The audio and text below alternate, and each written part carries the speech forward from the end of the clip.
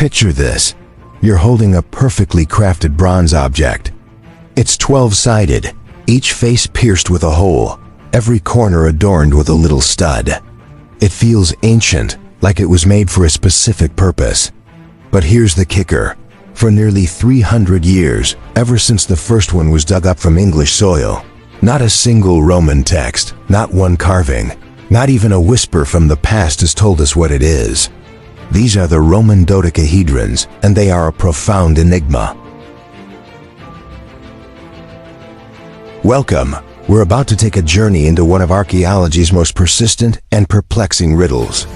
Today, we're diving into the world of Roman dodecahedrons, intricate, beautiful, and utterly baffling objects left behind by a civilization famous for its meticulous record-keeping.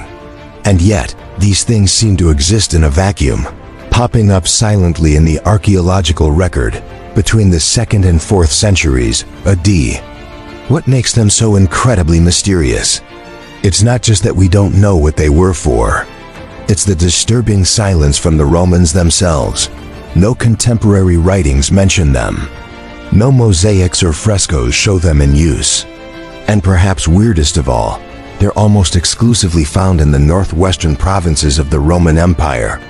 Places like Britain, Gaul, and Germania, a long way from Rome, the empire's heart. So why would an empire of engineers, writers, and bureaucrats leave no trace of these apparently significant items in their extensive records? Were they so common they weren't worth mentioning? Or were they something else entirely, maybe part of some hidden, unrecorded aspect of life out in the provinces? Join us as we investigate the discovery sites, uncover the subtle clues buried in their archaeological context, and explore the countless theories that have sprung up, each one trying, and often failing, to unlock the purpose of these enigmatic objects. This is a story of a historical puzzle that, even with all our modern science and centuries of study, scientists and historians still can't definitively crack. The story of the Roman Dodecahedron as a modern mystery doesn't start in a grand Roman city. Nope, it begins in a field in Aston, Hertfordshire, England, way back in 1739. An unusual object was unearthed. It was bronze, hollow, with 12 flat, 5-sided faces. Each face had a circular hole, seemingly all different sizes, and at each of the object's 20 corners, a small rounded knob stuck out. The local historian who first saw it, and later the Society of Antiquaries in London who were shown it, were looking at something totally new, something that didn't neatly fit into the known catalog of Roman artifacts. Can you imagine that initial discovery? In an age without the massive online databases we have today, this single object must have been completely baffling. It was clearly Roman, or at least from the Roman period, given where it was found, often near Roman settlements or with Roman coins. But what on earth was it for?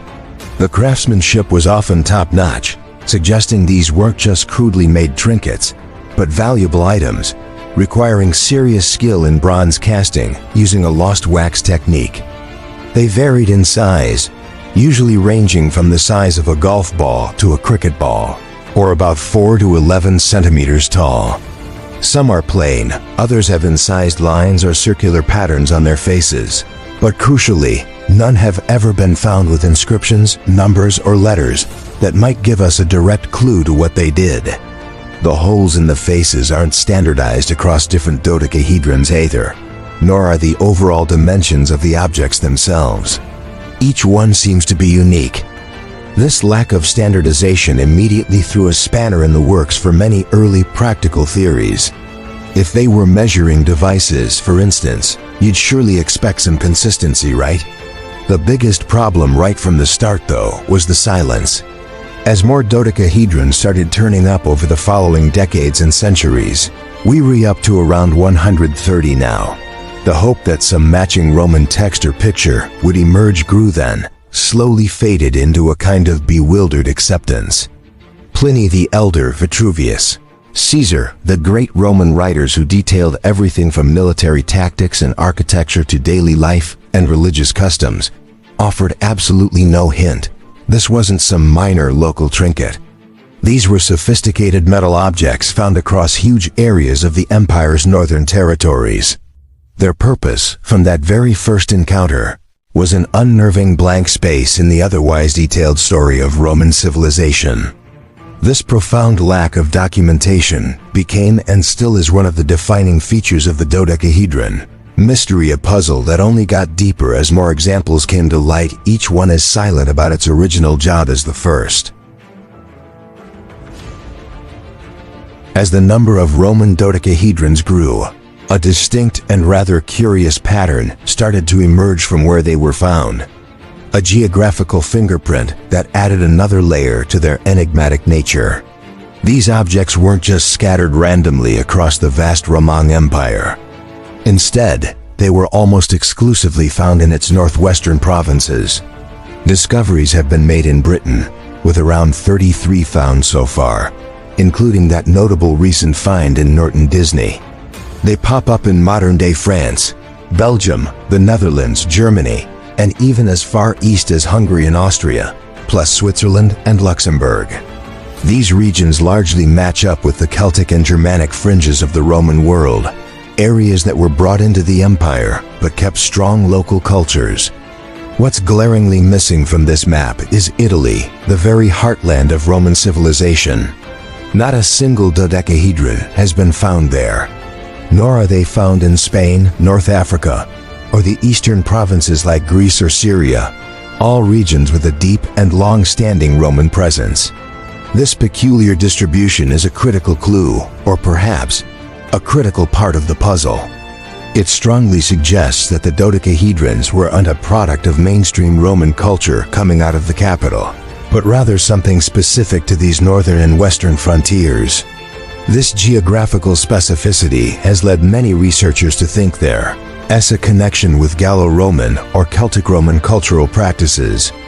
Gaul, in particular, seems to be a hotspot with a lot of finds. These were areas where Roman administration and military presence were laid on top of vibrant, pre-existing Celtic traditions. It's quite possible that dodecahedrons were part of a blended culture, a local adaptation or invention that mixed Roman forms with native beliefs or practices not shared by the Mediterranean core of the empire. Maybe they represented a regional identity, a tool or symbol that meant something to the Romanized Celts or the soldiers stationed in these often turbulent frontier zones. The objects themselves are typically dated from the 2nd to the 4th centuries CE. This was a period of significant change and stress within the Roman Empire, but also one of deep cultural interaction in the provinces.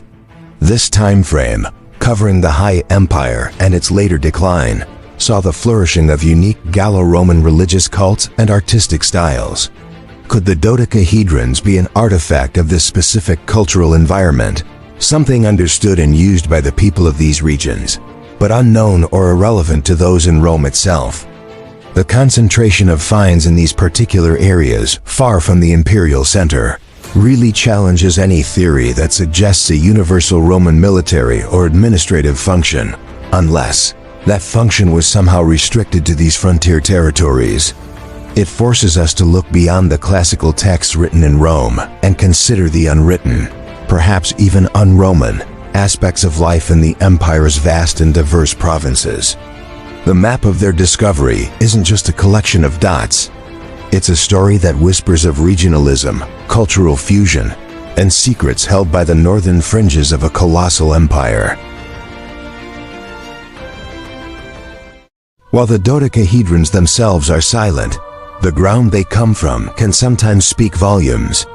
The archaeological context of a find, what it was buried with, the type of site it was found in, offers precious, though often ambiguous, clues to its potential purpose. Unfortunately, many dodecahedrons were discovered in the 18th, 19th, and early 20th centuries, before careful archaeological excavation techniques became the norm. Often found by chance, by farmers or early antiquarians, crucial contextual information was lost. However, it's not all doom and gloom. Some were found in more revealing circumstances, and modern archaeology keeps adding pieces to this intricate puzzle. A good number of dodecahedrons, about 13 according to some research, have been found in places associated with Roman military presence, like near forts or legionary camps. This has naturally led to theories of them being some kind of military equipment, perhaps a range-finding device for artillery, as some have suggested, or part of a standard. However, the lack of standardization in size and hole diameter makes a precise measuring function hard for many researchers to swallow, and no definitive military use has ever been proven. Intriguingly, other dodecahedrons have turned up in contexts that suggest a religious or ritualistic significance. Some have been discovered at sanctuaries, like the Gallo-Roman temple near Schwarzenegger in Germany, or within the sacred areas of public baths. Several were pulled from riverbeds, particularly near important Roman settlements like Trier, Nijmegen, and Zurich. Putting objects in water was a common ritual practice in many ancient European cultures, often seen as offerings to deities. This link with water and sacred sites lends weight to the idea that dodecahedrons might have been used in ceremonies, divination, or as votive offerings themselves. The social status of those who owned dodecahedrons is also hinted at by their fine contexts. Some have been unearthed in treasure hoards alongside coins, suggesting they were considered valuable. One was famously found in the grave of a wealthy woman, implying it was a personal possession of some importance, maybe even a symbol of status or belief. Discoveries near Roman country estates or villa rusticas also point towards ownership by the elite or well-off members of provincial society. The very craftsmanship involved in making these bronze objects means they were uncheap or easy for everyone to get. Then there are the finds in burial contexts. Numerous dodecahedrons have been found at or near grave sites, further muddying the waters between personal valuable, tool, or ritual item buried with the deceased. One was even found with a bone object that might have been a handle, though its poor preservation made it impossible to say for sure. A particularly crucial discovery happened in the summer of 2023 in Norton Disney, Lincolnshire, UK. Here, during a controlled archaeological dig by the Norton Disney History and Archaeology Group, a large, exceptionally well-preserved and complete dodecahedron was found.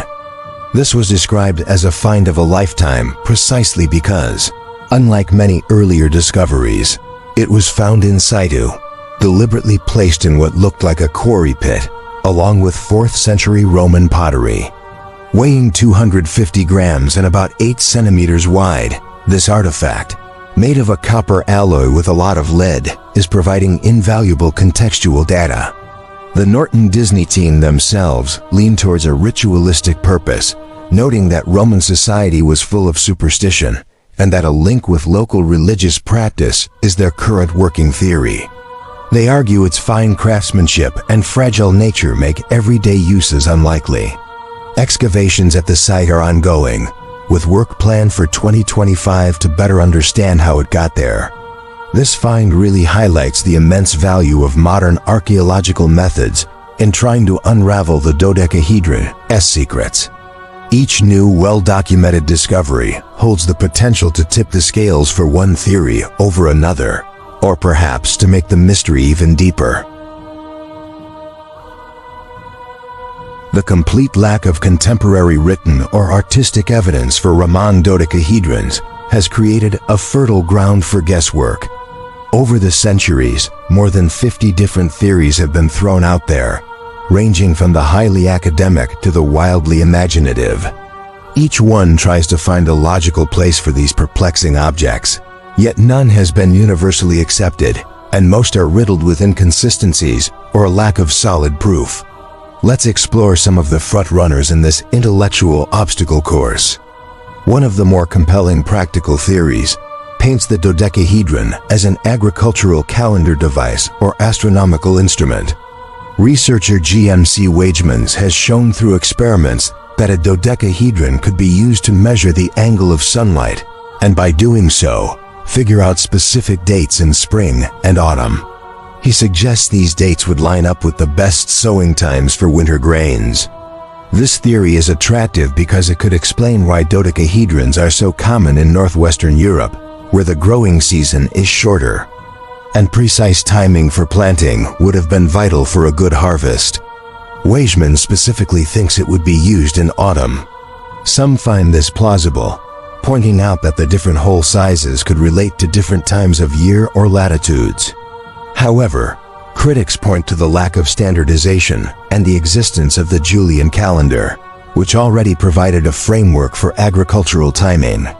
Plus, the knobs don't seem essential for this job. Perhaps the most widely debated set of theories revolves around a religious or ritualistic purpose. This gets support from their discovery in sanctuaries, near temples, in graves, and as potential offerings in rivers. The strong Gallo-Roman connection also hints at native Celtic religious practices, which were known for their complex rituals and possible use of astronomical observations or divination. The Norton Disney History and Archaeology group, based on their recent find, strongly backs this interpretation, suggesting that in a society steeped in superstition, these objects played a role in local religious life. Some propose they were used for divination, maybe thrown like dice, though their irregular shape and protruding knobs make them unlikely to roll in a truly random or effective way. If they were connected to magic or secret rites, this might even explain why they're missing from official Roman records, especially as Christianity gained traction and such practices were suppressed. However, without specific deities or rituals linked to them, this remains a broad and hard-to-prove idea. Then there are the theories suggesting they were measuring or surveying instruments. Amelia Carolina Sparavigna, among others, has proposed they could have worked as dioptrons or rangefinders for estimating distances to targets or measuring angles, possibly for military or construction purposes. The idea is that by looking through opposing holes of different sizes, one could sight an object and calculate its range or size. Some have even suggested they were used for surveying land or calibrating the diameter of water pipes. The main objection here, once again, is the glaring lack of standardization. If they were tools for precise measurement, you'd expect them to be made to consistent specifications, which they clearly are not. Each one is unique in its dimensions and hole sizes. A more recent and creatively demonstrated theory suggests they were tools for making textiles, specifically for knitting gloves. Martin Hallett famously showed, using a 3D printed replica, how yarn could be wrapped around the knobs and fingers of a glove knitted through the holes. This theory got a lot of popular attention because it offered a tangible, testable function. The different hole sizes could correspond to different finger sizes, and different sized dodecahedrons for different sized hands.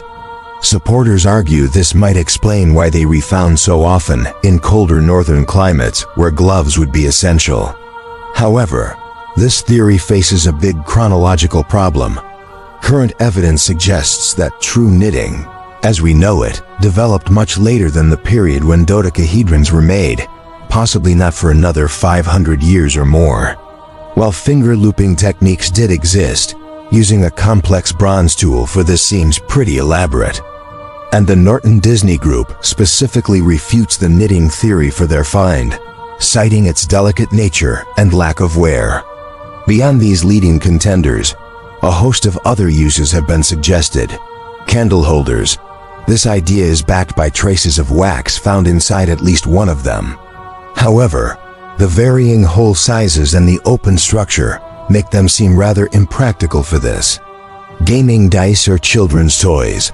While possible, their often elaborate construction and value make them seem unlikely as common toys. And as mentioned, they don't roll well for dice.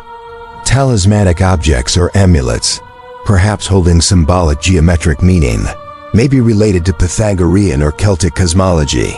Standard weights or heads for scepter staffs, as symbols of office or authority. Gauges for checking coin sizes to prevent clipping, especially since some were found in coin hoards. Even a masterpiece for a craftsman to show off their metalworking skill. Each theory has its fans and its critics, its supporting evidence, and its fatal flaws. The truth is, after centuries of discovery and debate, the Roman Dodecahedron stubbornly guards its secrets. No single explanation neatly fits all the available evidence, and every proposed function seems to raise as many questions as it answers. They remain resolutely artifacts that scientists cannot definitively explain. This is truly one of history's most tantalizing puzzles. We've looked at where they're found, what they were found with, and some of the incredible theories about their use, yet we're still faced with a profound mystery. What do you think they were for? Pause for a moment and drop your most intriguing theory in the comments below. We'd love to see your ideas. And if you're finding this investigation as fascinating as we do, please consider liking this video and subscribing for more journeys into the unexplained. Your support helps us create more content like this. Now let's get back to why this enigma is so darn hard to crack. The fact that the Roman dodecahedron mystery just won't go away isn't because researchers haven't tried hard enough. It is a direct result of a perfect storm of missing information and contradictory clues that makes any single explanation incredibly difficult to prove. After exploring discovery sites and countless theories, we arrive at a crucial question. Why are these objects so baffling? Why do they continue to defy simple answers even though we now know of over 130 of them? The first and biggest hurdle is the complete absence of contemporary documentation. As we've stressed, no Roman writer, historian, poet, or even military supply officer ever mentions these objects. There are no depictions in mosaics, frescoes, sculptures, or on coins that show a dodecahedron in use. This is a colossal void. The Romans were meticulous record keepers. They documented everything from military campaigns and building specs to religious rituals and everyday items. For an object that was clearly made with considerable skill and distributed across multiple provinces over a couple of centuries, this silence is deafening and deeply perplexing. Were they so mundane they were beneath notice? Or so secret their use was never written down? Both possibilities seem unlikely for an artifact of this nature. Secondly, there's the inherent variation in their design. While all dodecahedrons share the same basic 12-sided form with knobs and holed faces, each one is pretty much unique. They vary in overall size, the specific diameters of the holes on each face, the style of the knobs, and whether or not they have incised decoration. This lack of standardization is a serious problem for many practical theories, particularly those involving precise measurement, like surveying or range finding. If they were tools needing accuracy, you'd expect them to be made to a common standard, which is clearly not the case. This uniqueness suggests either individual craftsmanship for a specific, maybe even personalized, purpose, or that precise dimensions weren't critical to their main job. The Norton Disney dodecahedron, for example, is notably large and finely made, while others are smaller and simpler. A third major obstacle is the limited or lost archaeological context for many finds. A large number of dodecahedrons were discovered by chance, long before modern archaeological practices that meticulously record an artifact's relationship to its surroundings, associated objects, and soil layers. This means that for many specimens now in museums or private collections, we have little to no information about where exactly they were found, what they were buried with, or the nature of the site. This lost data is gone forever and severely hampers our ability to draw broader conclusions from the find patterns. Discoveries like the one at Norton Disney, found in situ during a professional excavation, are therefore incredibly valuable precisely because they offer a rare window into how they were originally deposited.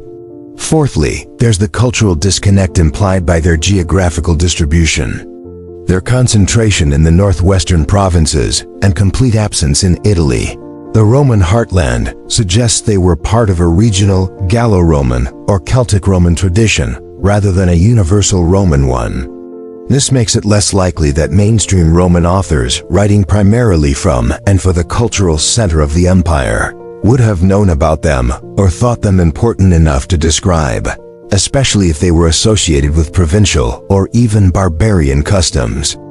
However, it doesn't explain why no local inscriptions or records from these provinces mention them either, if they held significant local importance.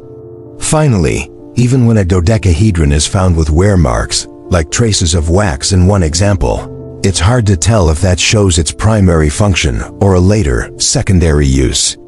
An object designed for one purpose could easily be reused by later generations, or even individuals for something totally different. All these factors come together to create an archaeological enigma of the highest order. The more dodecahedrons are found, the more their variations and peculiar contexts are studied, the more it seems the mystery deepens rather than gets solved. Scientists and archaeologists are left sifting through a collection of beautifully crafted, intriguing, yet stubbornly silent objects, each discovery adding a new data point that often complicates rather than clarifies the bigger picture. This is the weight of the unknown, and it presses heavily on the Roman Dodecahedron. The distinct geographical pattern of Roman dodecahedrons, mostly in the northwestern provinces, is more than just a statistical quirk. It's possibly one of the most compelling, though indirect, clues to their origins and meaning. This pattern strongly pulls us towards the unique cultural landscapes of Roman Gaul, Britannia, and Germania, regions where Roman and native Celtic or Germanic traditions mixed, often creating vibrant, hybrid cultures. These areas were, for much of their time within the empire, frontier zones. They were places of military activity, bustling trade, and intense cultural exchange. The term Gallo-Roman itself describes this fusion, a society that adopted Roman infrastructure, language to some degree, and administrative systems, yet often kept or reinterpreted its own gods, artistic styles, and social customs. Could the dodecahedrons be a tangible artifact of this specific Gallo-Roman or Celto-Roman identity? Many researchers think so. The concentration of finds in these areas, particularly in what was Gaul, suggests the objects meant something to the local populations. Whether they were Romanized Celts, Roman soldiers stationed there for long periods and influenced by local customs, or a mix of both. Perhaps they were linked to specific religious cults that were popular in these northern provinces, but not in the Mediterranean heartland. Deities like Epona, the horse goddess, or various local Celtic gods who were often blended with Roman counterparts, had strong followings in these regions. G.M.C. Wagemans, who proposed the agricultural calendar theory, also explored a possible connection between dodecahedrons and a fertility goddess, given their potential agricultural use. If dodecahedrons were tools or symbols within such regional belief systems, their absence from Italy and the writings of Rome-centric authors becomes more understandable. The discovery contexts sometimes back this up. Finds in sanctuaries are associated with ritual water depositions fit with known Celtic and Gallo-Roman religious practices. The high level of craftsmanship, too, doesn't necessarily argue against a provincial origin. Gallo-Roman artisans were known for their sophisticated metalwork. However, this Gallo-Roman connection also brings its own puzzles. If these objects were significant within these provincial cultures, why is there still no local textual or epigraphic evidence? Even provincial towns had masons who carved inscriptions, and literate individuals who, you'd imagine, might have referred to such distinctive objects if they played a key role in public or private life. Were they part of an oral tradition, their meaning passed down without written record? Or were they associated with secretive practices, perhaps druidic survivals or mystery cults, whose members were sworn to silence? This is highly speculative, as solid evidence for such direct links is pretty thin on the ground. Adding another small piece to this puzzle is the existence of Roman icosahedrons, 20-sided objects of similar construction, though found in far fewer numbers. One such icosahedron was also found in a Gallo-Celtic area, sharing features like material, knobs, and lack of inscriptions. Does this suggest a broader family of polyhedral ritualistic or symbolic objects specific to these regions? Or is it just another isolated enigma? The idea of the dodecahedrons being specific to Gallo-Roman culture is compelling because it explains their geographical spread. It frames them not as a failure of Roman record-keeping, but as proof of the diversity and regional variations within the vast Roman world. They become whispers from the fringes, hints of beliefs and practices that thrived away from the imperial center, a material culture that expressed a distinct provincial identity. Yet, without more direct evidence linking them clearly to specific Gallo-Roman rituals, deities, or daily practices, this connection, while strong, remains largely based on circumstance, another facet of their enduring mystery. They sit at the crossroads of Roman and Celtic worlds, a product of both, yet fully explained by neither. Our journey through the world of Roman dodecahedrons has taken us from the fields of England, where the first one was found nearly 3 centuries ago, across the northwestern frontiers of a vast empire, and through a maze of ingenious theories and frustrating dead ends. We've looked at their intricate forms, their varied discovery contexts, and the unsettling silence that surrounds them in the historical record. And yet, despite all this investigation, the fundamental question remains: what were they for? The Roman dodecahedron stands as a powerful and humbling reminder that the past, even the past of a civilization as well documented as Rome, still holds profound secrets. These 12-sided objects, crafted with skill from bronze, scattered across what were once bustling Roman provinces, challenge our assumptions about knowing and understanding history. They're a testament to the fact that the archaeological record is often incomplete, a scattered jigsaw puzzle with many missing pieces.